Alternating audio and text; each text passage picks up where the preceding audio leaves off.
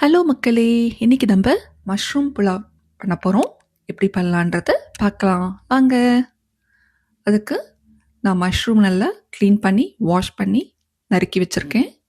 அப்புறமா கரம் மசாலா ஐட்டம்ஸ், அன்னாசி பூ, ஜாதிபத்திரி, லவங்கம், பட்டை, பிரியாணி இலை, கல்பாசி எடுத்திருக்கேன்.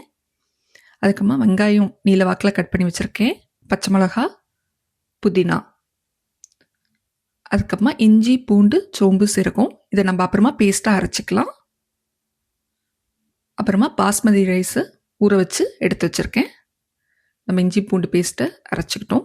இப்போ இன்ஸ்டன்ட் பாட்டில் சாட்டே வச்சிங்கன்னா 30 செகண்ட்ஸ்ன்னு காமிக்கும். அதுக்கப்புறமா ஆன் ஆகும். இப்போது நம்ம எண்ணெயும் நெய்யும் விட்டோம்னா அது ஆன்லேயே இருக்கணும். ஸோ நம்ம அதிலே தான் வதக்க போகிறோம். ஸோ நம்ம கரம் மசாலா ஐட்டம்ஸை போட்டு வதக்கிடலாம். இஞ்சி பூண்டு சோம்பு சீரகம் வச்சுருக்கேன் இல்லைங்களா, பேஸ்ட் பண்ணி அதையும் போட்டு வதக்கிக்கலாம். வதக்கிட்டு இப்போ நல்லா பாருங்கள், நல்லா வதங்கும். இது இன்ஸ்டன்ட் பாட்டில் ஆன்லேயே தான் இருக்கணும், சாட்டேயில். அதுக்கப்புறமா ஆனியன், பச்சை மிளகாய், புதினா எல்லாம் போட்டு வதக்கிக்கலாம்.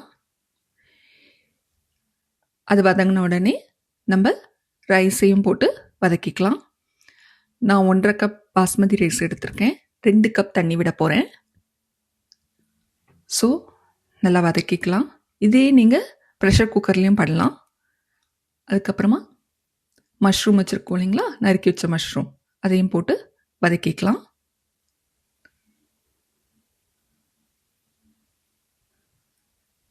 எல்லாம் போட்டு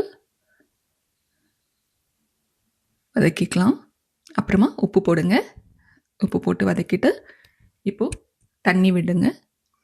தண்ணி நான் 2 கப் தண்ணி விட்டுருக்கேன். பாருங்கள், தண்ணி நிறைய விடாதீங்க. இது நீங்கள் 5 மினிட்ஸ் தான் குக் பண்ண போகிறீங்க ஹை ப்ரெஷரில். நல்லா வெந்துடும் உங்களுக்கு. நல்லா ரைஸ் நீட்டாக இருக்கும். பாருங்கள், மேனுவல், ஹை ப்ரெஷர், 5ல் வச்சுருக்கேன். வெந்த பிறகு 10 மினிட்ஸ் வார்மில் போட்டுருங்க. அப்புறமா ப்ரெஷர் ரிலீஸ் பண்ணி உங்கள் மஷ்ரூம் புலாவ் ரெடி ஆகிடுச்சு.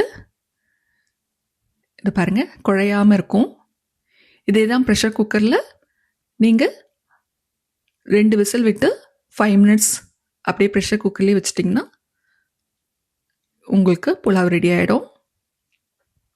என் சேனல் பிடிச்சிருந்தது தான் லைக் பண்ணுங்கள், ஷேர் பண்ணுங்கள், சப்ஸ்கிரைப் பண்ணுங்கள்.